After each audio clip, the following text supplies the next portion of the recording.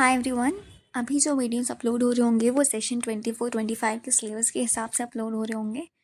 आपके जो भी डाउट्स होंगे और फीडबैक्स होंगे will try to work on that. Syllabus और सैम्पल पेपर्स का लिंक मैंने डिस्क्रिप्शन बॉक्स में डाल दिया है। बाकी अभी के लिए let's start with the topic. तो बैकग्राउंड की बात करी जाए तो 1856 के टाइम पे लाहौर से मुल्तान रेलवे लाइन बिछ रही थी। उसमें जो ब्रिक्स यूज़ करी गई थी वो हड़प्पा सिटी से यूज़ करी गई थी, जिसकी वजह से हड़प्पा को बहुत ज़्यादा डैमेज आया था और उसके कंपैरिजन में मोहनजोदारो बहुत प्रिजर्व्ड है। ये सब हुआ इसलिए था क्योंकि उस टाइम पे किसी को पता ही नहीं था कि ये कोई सिविलाइजेशन भी है। फिर 1861 के टाइम पे एएसआई सेटअप हुआ था कोलकाता में, जिसके पहले जनरल बने थे अलेक्जेंडर कनिंघम। कुछ इंग्लिश मैन्स ने उनको कुछ सील्स भी ला के दी थी, पर उन्होंने उस सब को इग्नोर कर दिया क्योंकि ये जो एरिया था वो उनकी स्टडी के बाहर था। उनके हिसाब से जो अर्ली सिविलाइजेशंस बसी होंगी वो गंगैटिक एरियाज में बसी होंगी, इसलिए उनको इस चीज़ का इम्पोर्टेंस समझ में नहीं आया। उसके बाद 1920 में जॉन मार्शल आए। उन्होंने इस काम को दयाराम साहनी और आर डी बैनर्जी को दिया। 1921 में दयाराम साहनी ने हड़प्पा खोज दिया और 1922 में आर डी बैनर्जी ने मोहनजोदारो को डिस्कवर कर दिया। 1924 में ऑफिशियली वर्ल्ड को एक अनाउंस कर दिया गया था कि एक नई सिविलाइजेशन की डिस्कवरी हो चुकी है, दैट इज़ हड़प्पा सिविलाइजेशन। इसे ऐसे तो इंडस वैली सिविलाइजेशन कहा जाता है, लेकिन हड़प्पन सिविलाइजेशन भी कहा जाता है क्योंकि हड़प्पा जो था वो यहाँ का पहला सिटी था जो डिस्कवर हुआ था। और इसे ब्रॉन्ज एज सिविलाइजेशन और सरस्वती सिविलाइजेशन भी कहा जाता है। हालांकि Saraswati is not that important. अगर बाई चांस क्वेश्चन आए तो ब्रॉन्ज एज सिविलाइजेशन याद कर लेना। इस सिविलाइजेशन को 3 पीरियड्स में डिवाइड कर दिया गया है। पहला 2600 BCE से पहले का, जहाँ पे एक रूरल सेटलमेंट था और बस शुरू ही हुआ था। द अदर इज 2600 से 1900 BCE तक का। इस टाइम पे जो सिविलाइजेशन था वो अपनी पीक पे था, बहुत प्रॉस्परस था और यहाँ पे वेल प्लान सिटीज़ भी थे। और जो थर्ड पीरियड है वो 1900 के बाद का है, जहाँ पे सिविलाइजेशन का डिक्लाइन शुरू हो गया था। अर्ली हड़प्पन सिविलाइजेशन में क्राफ्ट प्रोडक्शन ज़्यादा था, पेस्टोरलिज्म ज़्यादा था, एग्रीकल्चर ज़्यादा था। क्योंकि ये विलेज सेटलमेंट्स थे, यहाँ पे कोई बहुत बड़ी बिल्डिंग्स वगैरह नहीं मिली हैं, लेकिन यहाँ पे बर्निंग की एविडेंसेस बहुत ज़्यादा मिले हैं। इसने जैसे एक ब्रेक की तरह सर्व किया था अर्ली और मैच्योर हड़प्पन सिविलाइजेशन के बीच में। मैच्योर हड़प्पा के लोगों ने हंटिंग और गैदरिंग करना शुरू कर दिया था। इन लोगों के पास अलग अलग तरह के फूड्स के एक्सेस होते थे। ग्रेन्स में लोग बार्ली, लेंटिल्स, चिकपीस वगैरह लेते थे। राइस यहाँ पे बहुत ज़्यादा रेयर था। मिलेट सिर्फ गुजरात में मिला है।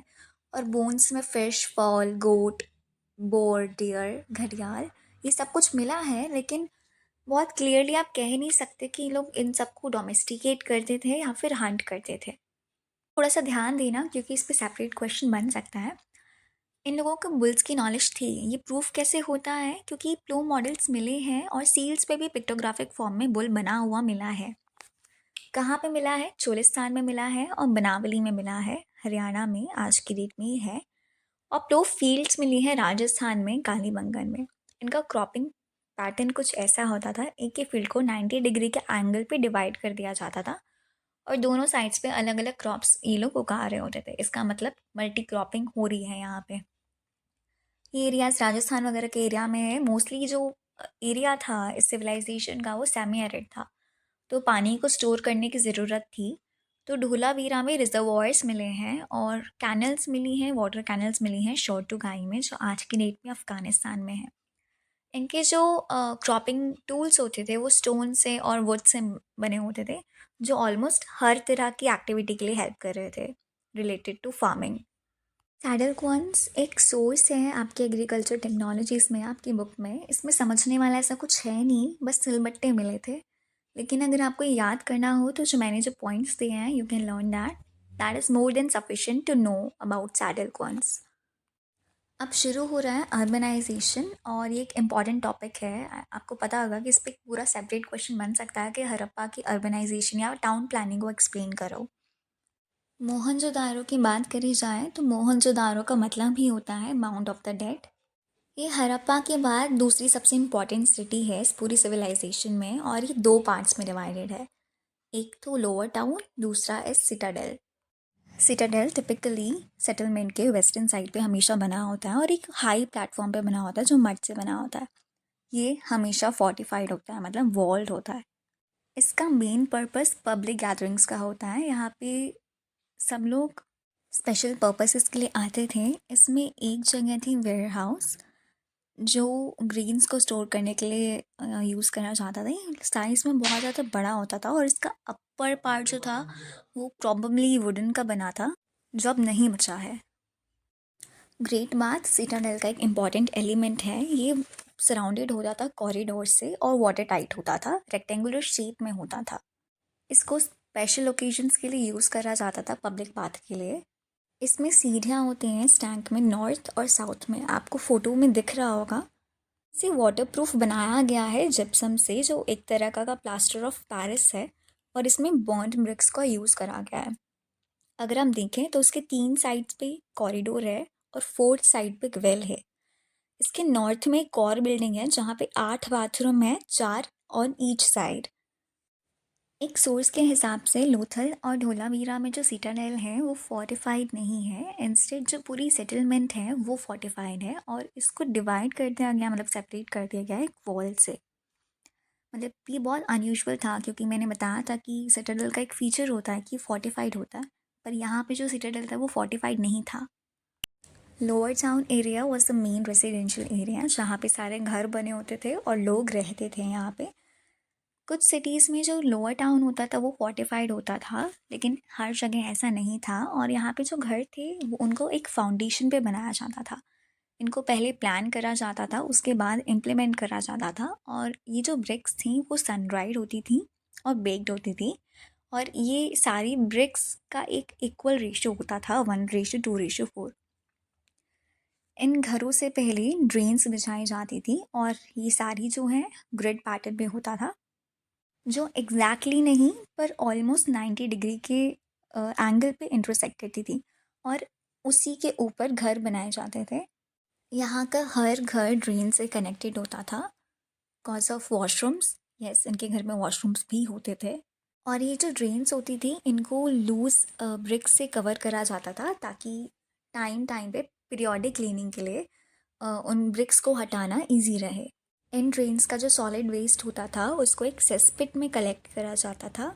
और जो बहुत लंबी ड्रेन्स होती थी उनके हर इंटरवल पे सम्स बना दिए जाते थे, ताकि जो सॉलिड वेस्ट है वो वहाँ पे इकट्ठा हो जाए, और जब क्लीनिंग का टाइम है तो उसी में से उसको उस वेस्ट को निकाल के साफ़ कर लिया जाता था।